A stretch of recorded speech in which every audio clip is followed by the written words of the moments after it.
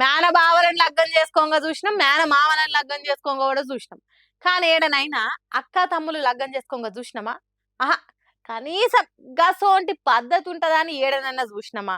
ఇగో నేను చూపిస్తా పాండ్రి ఎట్లుంటది ఆ పద్ధతి. ప్రపంచంలో ఎన్నెన్నో వింతలు చూస్తుంటాం కదా, అందులో ఇదొక వింత. కాకుంటే జర అజీబ్ అనిపించే వింత. అక్క తమ్మునికి రాఖీలు కట్టుడు ఆచారం, కానీ తమ్ముడు అక్కకు తాళి కట్టి లగ్గం చేసుకున్నాడు ఎక్కడ ఆచారమో నెత్తికెక్కలేదులే.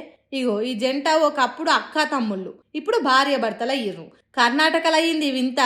బెంగళూరు దేవానహల్లిలుండే ఈ శశికళ హోసకోటలుండే పెద్దమ్మ కొడుకు ప్రవీణ్తోని 3 ఏళ్ల సంధి ప్రేమలు ఉన్నదట.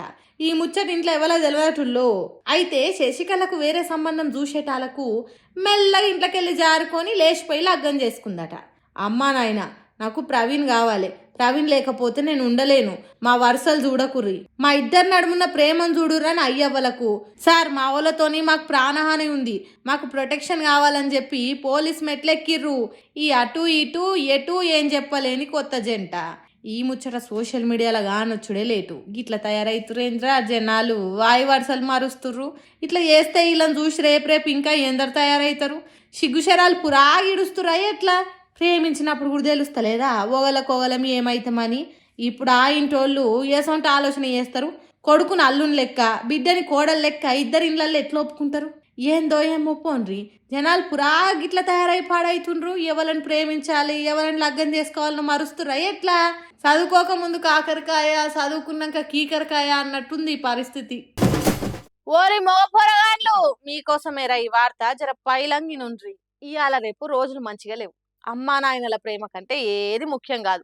చదువుకున్నామా, మంచిగా కొలువు చేసినామా అనే సోయి మీదనే ఉండ్రు గాని పిల్ల పిల్ల ప్రేమ అని తిరిగితే మాత్రం ఇగో పాపం ఈ పిల్లగాని లెక్కనే అయ్యవ్వ కరువైతారు. రోజులు మారుతున్నా కొంతమంది మాత్రం మారతలేరు. ఇంత టెక్నాలజీ సోషల్ మీడియా పెరుగుతున్నా గానీ హింస మాత్రం ఇడుస్తలేరు. ప్రేమ హత్యలా ఆపుతలేరు. ఇగో ఈ పిల్లగాని చూడు ఎంత ముద్దుగున్నాడో.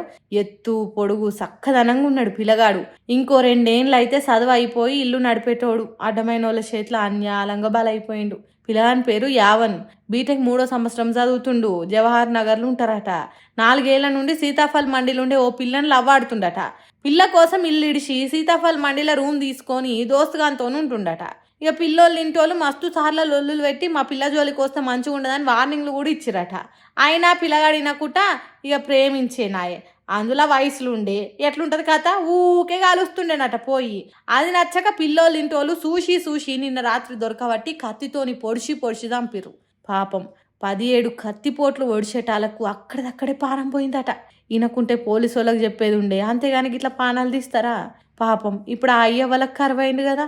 అంతుంటే నీ పిల్లని అదుపులో పెట్టుకునేది ఉండే, అంతేగాని నా కొడుకుని చంపుతారా? మీకు సావు రాను, మిమ్మల్ని బొంద పెట్టా, మాకు కడుపు కోత పెడతారు కదరా అని పిల్లోళ్ళు ఇంటికాడ రోడ్డు ఎక్కిరి. ఆవనోళ్ళు ఇంటోళ్ళు అగో చూడుర్రు అంత గాయగా ఎట్లుందో కథ.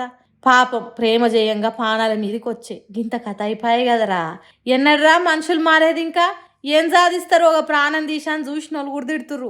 ఇలా కడుపులు ఉడక వీళ్ళని వెట్టిరా, నువ్వు చంపితే దూరం అవుతాడు అనుకురు కానీ ఈ బతుకంతా జైలు పాలవుతుంది అనుకోలేరు కావచ్చు ఆ చంపినోళ్ళు.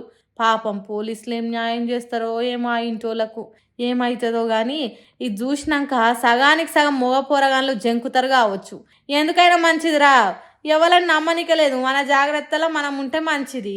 ఇప్పుడు ఆ పిల్లకి పెళ్ళి ఎట్లయితుందో, ఈ ఇంటోళ్ళకి న్యాయం ఎట్లా జరుగుతుందో ఏం పాడో పోన్రి.